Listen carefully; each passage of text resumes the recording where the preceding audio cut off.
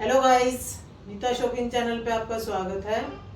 और आज हम रिएक्ट करने वाले हैं एक वीडियो पे, पाकिस्तानी जो वीडियो है, और उसमें पाकिस्तानी इंडिया का सरकारी खजाना बढ़ते हुए देखकर कैसे अपने देश का सच उगल रहे हैं सबके सामने। आइए देखते हैं। हम बात करेंगे आईएमएफ की एक रिपोर्ट जिसने जो है तहलका मचा दिया। पहले उसने पड़ोसी मुल्क इंडिया के बारे में कहा था कि उसकी इकोनॉमिक ग्रोथ जो है 7% तक होगी, लेकिन आज आईएमएफ अपने ही अल्फाजों से पलट रहा है और कह रहा है कि उनकी इकोनॉमिक ग्रोथ जो है 8.2% रहेगी। और अगर हम फॉरेक्स रिजर्व की बात करें तो आज उनका खजाना, मतलब इंडिया का खजाना 690 बिलियन डॉलर तक जा पहुंचा, जो कि हिस्टोरिकली आप देखे जाए तो कभी भी उनके फॉरेक्स रिजर्व्स इतने बिलियन डॉलर तक नहीं पहुंचे। मतलब अगर 10 बिलियन डॉलर को फिगर को इंडिया क्रॉस करता है तो इंडिया की तारीख का सबसे बड़ा फॉरेक्स रिजर्व होगा। इंडिया का कौमी खजाना पागल हो गया, इतने ज्यादा डॉलर। और मैं पाकिस्तान की बात करूं, यहाँ पर हमें चाहिए 7 बिलियन डॉलर। जस्ट अगर हमें आईएमएफ 7 बिलियन डॉलर नहीं देता तो मुल्क पाकिस्तान डिफॉल्ट कर जाएगा। और अगर हम इस खजाने का 10% दें, इंडिया के जितने भी पड़ोसी मुल्क है सबके खजाने जमा कर ले तो 10% भी नहीं बन रहा।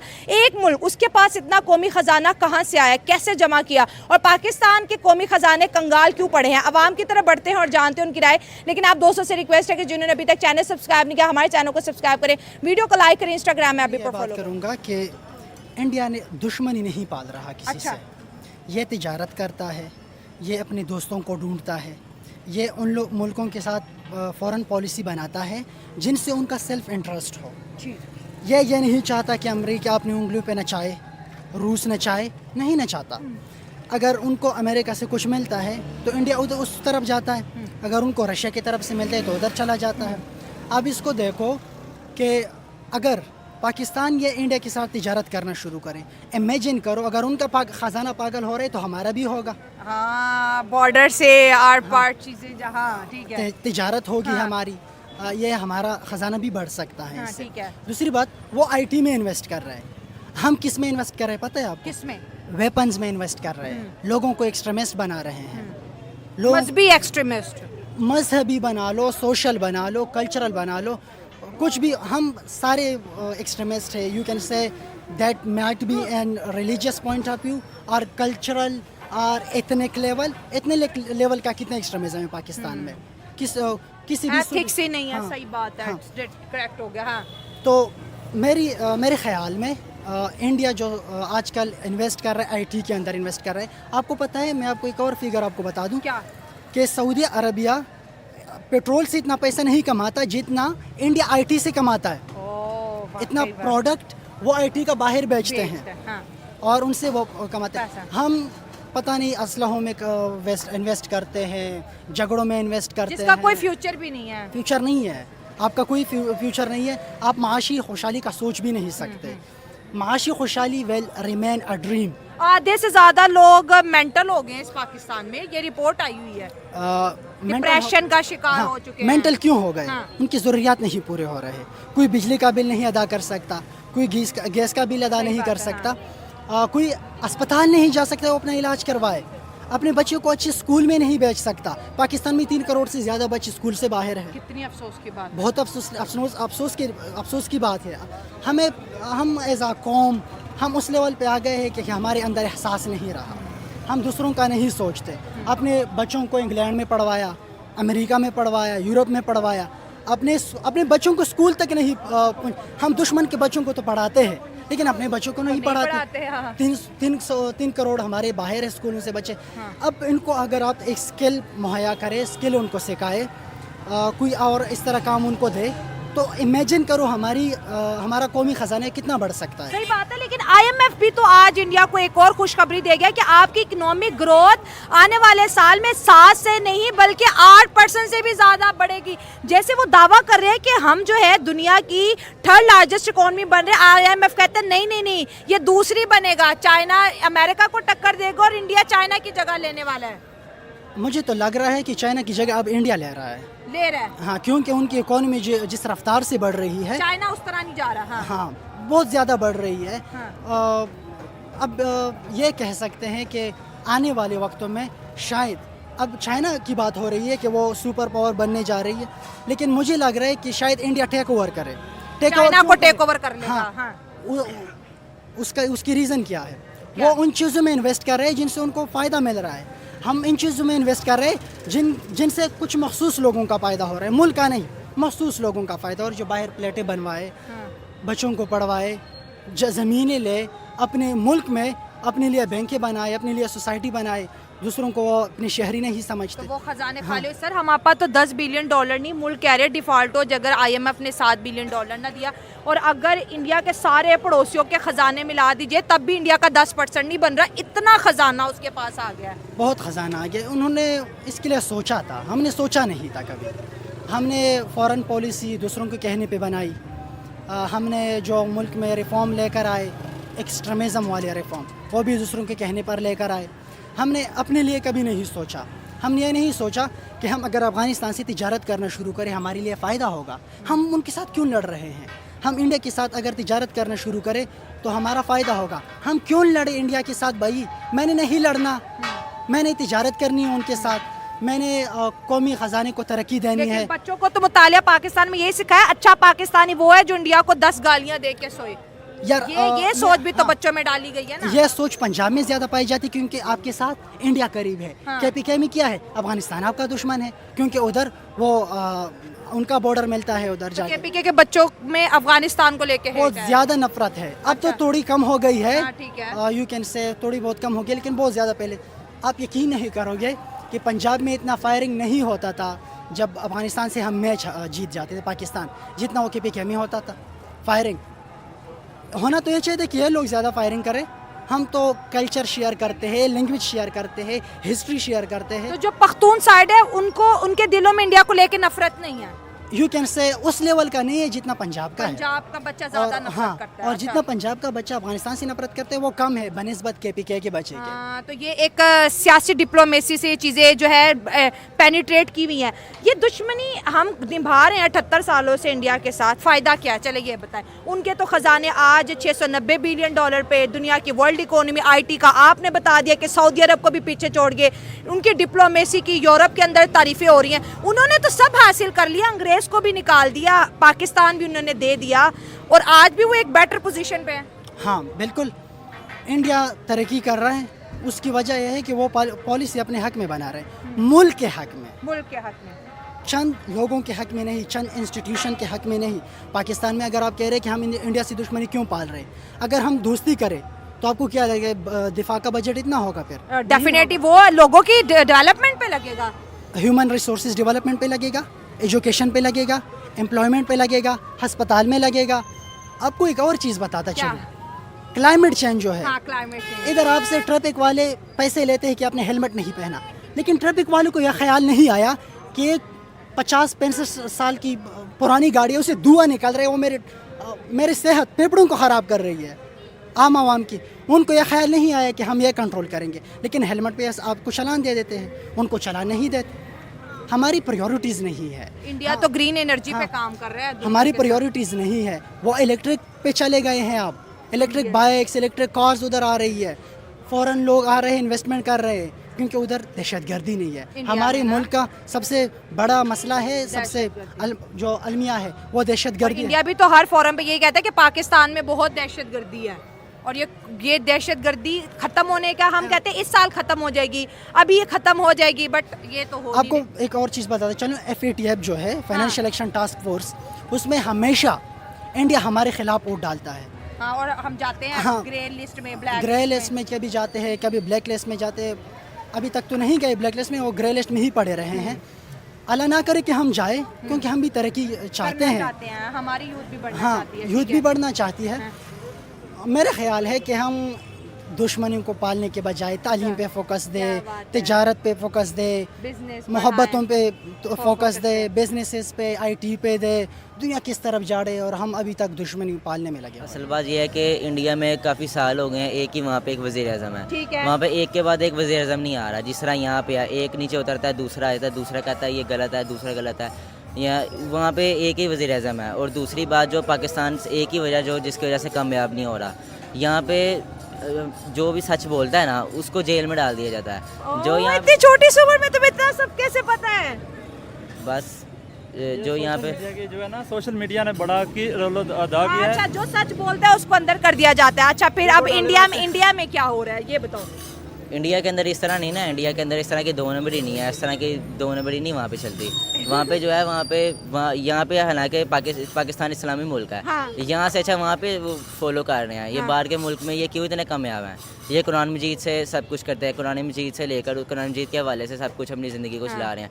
पाकिस्तान में इस तरह नहीं है, यूरोप कंट्री में इसी तरह ही है, लेकिन पाकिस्तान में ये पुराने ज़माने की तरह ज़िंदगी गुजार रहे हैं। तो 1947 आप भी पढ़ते हैं कि उस रात तकसीम हो जाती है सब कॉन्टिनेंट की, बरसगीर की, एक इंडिया आज़ाद होता है, पाकिस्तान उस दिन बनता है, दुनिया के नक्शे पे एक नया मुल्क बनता है, ठीक है।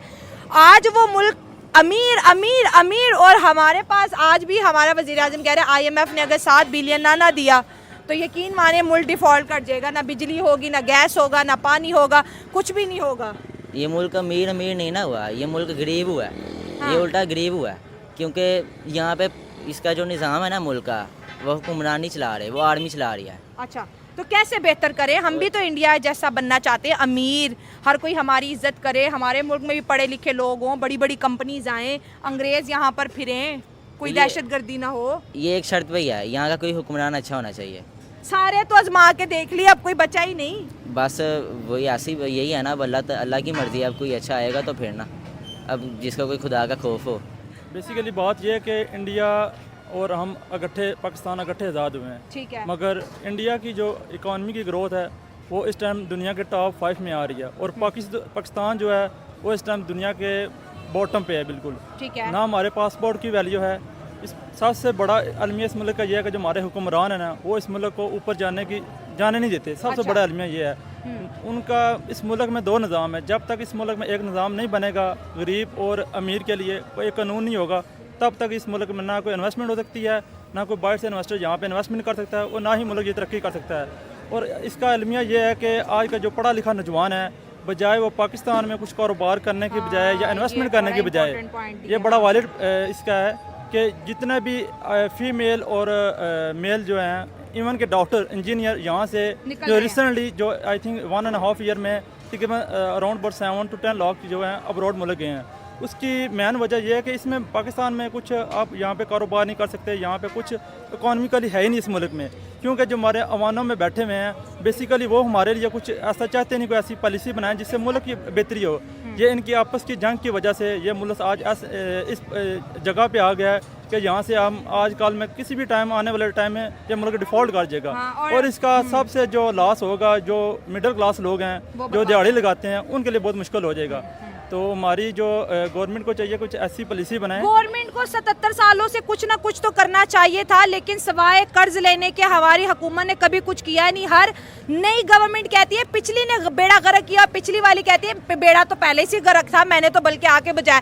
आज इंडिया की बात कर रहे हैं, उनके लिए इतनी बड़ी खबर है, उस मुल्क के अंदर इतनी खुशहाली कैसे, जबकि उसके पास सबसे बड़ी पॉपुलेशन है। बेसिकली ये है कि वहाँ का निज़ाम और इसका निज़ाम, ये हमारा मुल्क इस्लामी जमहूरिया इस्लाम के नाम पे बना हुआ है, मगर यहाँ पे इस्लाम के नाम की कोई चीज़ नहीं है।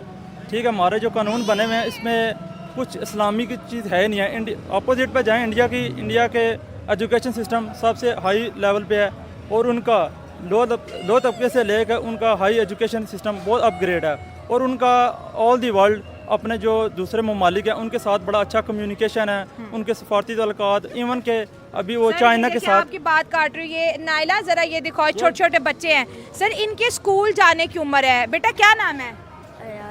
ये बेसिकली ये बच्चे स्कूलों शाये से बाहर हैं, बिल्कुल। ये बच्चे स्कूलों से बाहर वजह ये है हैं, कि इनके जो पेरेंट्स हैं वो अफोर्ड नहीं कर सकते कि बच्चों को अच्छी एजुकेशन दी जाए। उसकी मेन रीज़न कि मुल्क में गुर्बत बहुत ज़्यादा हो चुकी है, तो हर मुश्किल है कि आज के दौर में आज मैं रोड शो करती हूँ, आधे से ज़्यादा पाकिस्तानी मुझे कहते हैं कि इंडिया में ज़्यादा गुर्बत है, पाकिस्तान में नहीं है। मैं बेसिकली आज़ाद कश्मीर से बिलोंग करता हूँ। अच्छा। तो अगर देखा जाए हमारे कश्मीर को और कंपेयर किया जाए इंडिया वाले कश्मीर से, अच्छा।